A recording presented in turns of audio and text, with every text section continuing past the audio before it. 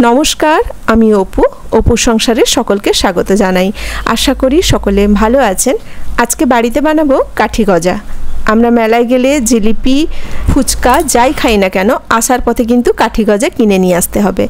तबे एखन आर मेला नय, बाड़ीतेई एकदम दोकानेर मतो खटखटे काठी गजा बाड़ीतेई बानिये फेलते पारबो। आर गजागुलो तो भेंगे देखालाम कतटा खास्ता हयेछे। एकदम दोकानेर मतो पारफेक्ट काठी गजा किभाबे बाड़ीते बानानो जाय चलुन एकबार सेई रेसिपिटा चट करे देखे निই।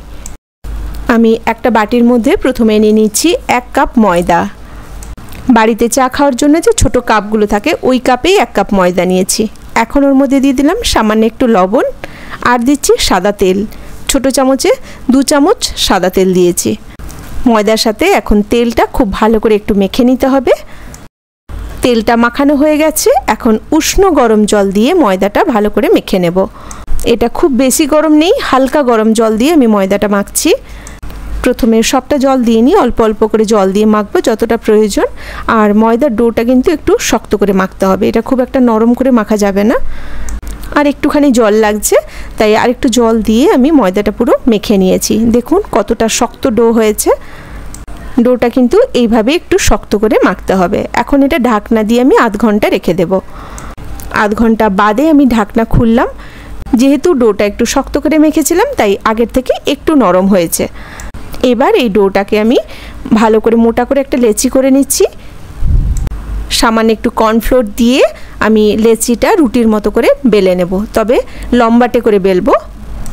এখানে ময়দা বা তেল দিয়ে আমি লেচিটা বেলছি না, কর্নফ্লোর দিয়ে বেলছি, তাতে কিন্তু গজাগুলো খুব খাস্তা হবে। একটু লম্বাটে করে আমি এটা বেলে নিয়েছি। আর এটা বেলতে হবে একটু মোটা করে, মানে এর থিকনেসটা কিন্তু বেশ মোটা হবে। 4-5খানা রুটি জুড়লে যেমন তার থিকনেস হয় ওরকমই হবে। আমি একবার দেখিয়ে দিচ্ছি সাইডটা। এই যে দেখুন কতটা মোটা করে বেলেছি। এবার ছুরি দিয়ে এটা লম্বা লম্বা করে কেটে নেব। প্রথমে সাইডেটা একটুখানি বাদ দিয়ে দিচ্ছি। পুরো রুটিটা আমি লম্বা করে কেটে নিয়েছি। এখন এগুলোর মধ্যে যে কাঠিগুলো একটু বেশি লম্বা লাগছে সেগুলোকে আমি এক জায়গায় করে মাঝ বরাবর আরেকবার কেটে দিচ্ছি। এই যে দেখুন সব রেডি হয়ে গেছে। এবার এগুলো ভেজে নেব। কড়াইতে বেশ খানিকটা তেল নিয়ে নিয়েছি। এখানে ভাজার নিয়ম হচ্ছে তেলটা কিন্তু একদম হাই ফ্লেমে থাকবে, মানে প্রচণ্ড একদম টকটকে গরম হয়ে যাবে তেলটা। তেলটা একদম পারফেক্ট হয়েছে কিনা সেটা বোঝার জন্য আমি প্রথমে ছোট্ট একটা দিয়েছি। যখন এটা দেখবেন ভেসে উঠছে বুঝতে পারবেন যে তেলটা কিন্তু ভাজার জন্য একদম রেডি।